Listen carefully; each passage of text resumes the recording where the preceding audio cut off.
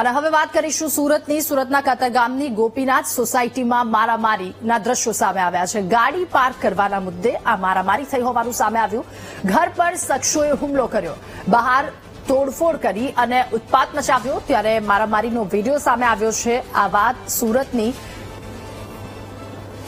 વધુ માહિતી મેળવીશું। સંવાદદાતા ધ્રુવ આપણી સાથે ફોન લાઈન પર જોડાયા છે। ધ્રુવ, ઘરની બહાર તોડફોડ કરવામાં આવી, ઉત્પાત મચાવ્યો કતારગામ વિસ્તારમાં, હાલ શું પરિસ્થિતિ, શું અપડેટ આ મામલે?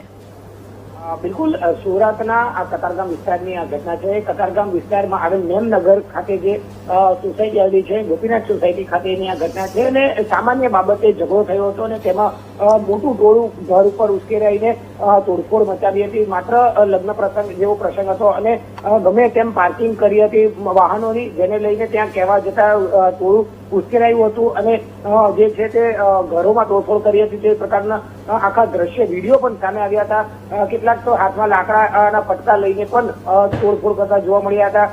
સાથે સાથે કેટલાક કિસ્સામાં જે છે તે ઘરની જાળીઓ છે, જે પ્લાયવુડ લગાવ્યું છે, તે પણ તોડી નાખવામાં આવ્યું હતું અને આ તમામ દ્રશ્યો જે છે તે ત્યાં ઉતારેલા કેમેરામાં કેદ થઈ ગયા હતા અને આ વિડીયો પણ સોશિયલ મીડિયામાં વાયરલ થયા હતા।